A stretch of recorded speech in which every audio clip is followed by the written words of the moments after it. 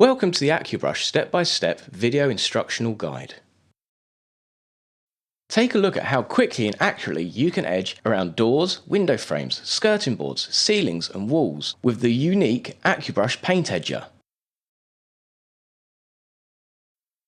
Before you start, make sure that the yellow brush adjustment handle is in the down position.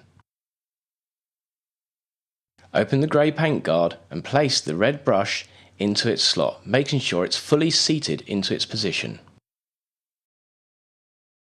Slide the roller onto the metal pole until you feel it click and lock into position and you're ready to go. Move the grey shield away from the roller. Saturate the roller with paint. The Accubrush is designed to work with a lot of paint on the roller, so don't be tempted to roller the excess paint off of the roller. Close the shield. Check and remove any paint that may have contaminated the outside of the guard or along the body of the tool. Place the edger flat against the wall and applying firm pressure where shown, start rolling 2 to 3 inches away from the edge and roll the edger in a downward stroke towards your first corner. That first downward stroke will lay a rough base coat close to the edge. You will notice you'll get a 3mm gap between the edge and the coat of paint. The following upward stroke will use the brush to pick up the base coat and move it towards your edge. After your forward stroke, you will see a 5mm drag mark along the edge of your wall, as shown here.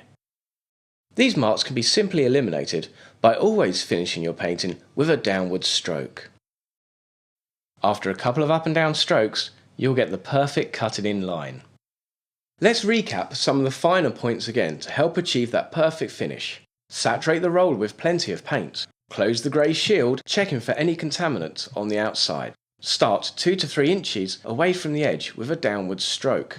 A couple of up and down motions and always finishing on a downward stroke will achieve that perfect cutting in line. When you are painting up against kitchen cupboards or door frames that have moved away from the wall and have a gap behind them, you can adjust the brush to push the paint further behind the object.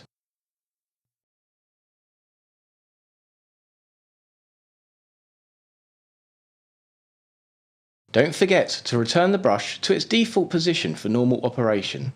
To do this, position the yellow handle back down and manually push the brush until it is fully seated. Please be aware, when you're edging or cutting in around ceilings and skirting boards, the last 2 inches of the inside corner has to be finished with a brush, as the opposing wall blocks the roller from getting right into the corner.